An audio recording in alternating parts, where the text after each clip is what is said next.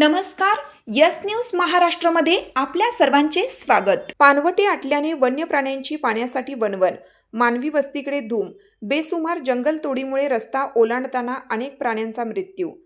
आग ओकणारा सूर्य, दिवसेंदिवस होणारी बेसुमार जंगलतोड, ओसाड झालेली हिरवेगार डोंगर, पठार, दऱ्याखोऱ्यातून वाहणारे झरे, ओहळ, नाले या भयानक उष्णतेमुळे कोरडेठाक पडल्याने भस्य अन्न, पाणी यांच्या शोधात वन्य प्राणी मानवी वस्तीकडे येऊ लागले असून कल्याण मुरबाड रस्ता ओलांडताना अनेक प्राण्यांचा अपघात होऊन मृत्यू होत आहे.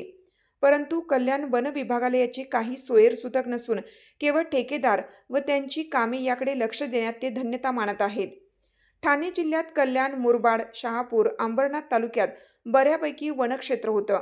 कल्याण तालुक्यातील जंगलात बिबट्या, नीलगाय, भेकर, हरण, डुकरे, माकडे, सरपटणारे प्राणी, पशुपक्षी आहेत. सध्या या जंगलातून मुंबई नागपूर समृद्धी महामार्ग, मुंबई वडोदरा एक्सप्रेस आणि कल्याण मुरबाड महामार्ग जातो. यामध्ये बहुतांश जंगल भाग उद्ध्वस्त झाला आहे. या तोडी बदल्यात लावली जाणारी झाडे कोठे, कधी, कशी लावली हे त्या ठेकेदार व अधिकारी यांनाच माहिती. कल्याण वनक्षेत्राचा विचार केला तर खडकवली येथे बारमाही वाहणारी भातसा नदी आहे. शिवाय मोठे तलाव आहेत.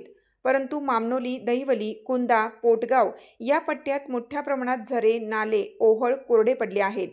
तसेच येथे खैराची झाडे खूपच होती. आपटी फाटा बायपास ई या भागातही खैराच्या झाडांची मोठ्या प्रमाणात तोड सुरू आहे. मालकीच्या मालक्या ओसाड होत आहेत. यामुळे वन्य प्राणी पाणी व भक्ष्याच्या शोधात मानवी वस्तीकडे येऊ लागले आहेत.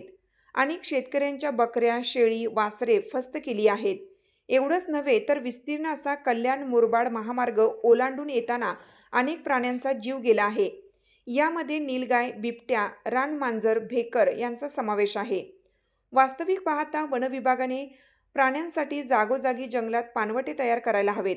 परंतु कल्याणमध्ये तसे होताना दिसून येत नाही. येथील वन अधिकारी केवळ ठेकेदार आणि त्यांच्या कामात गुंतले आहेत. आपल्या आर्थिक फायद्याकरिता ते जंगलाचे रक्षक भक्षक बनत आहेत. वृक्षतोडीमुळे पर्यावरणाचे गंभीर परिणाम होत असून आज हे तापमान 40°C पोहोचलं आहे. ग्लोबल वॉर्मिंग, अवर्षण आणि कार्बन डायऑक्साईडचे प्रमाण वाढत आहे. जमिनीची धूप, वन्यजीवांचे अधिवास नष्ट होणे, जैवविविधता कमी होणे या सर्वांचा मानवी आरोग्यावर विपरीत परिणाम होत आहे. हे कधी या कपाळ करंटेंच्या लक्षात येणार? यस न्यूज महाराष्ट्रासाठी संजय कांबळे, सहसंपादक.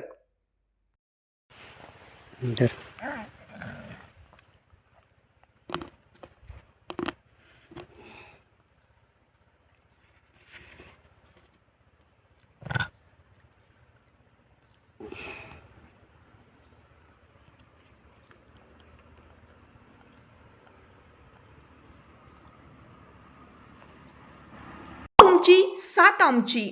यस न्यूज महाराष्ट्र चॅनलला लाईक करा व सबस्क्राईब करायला विसरू नका.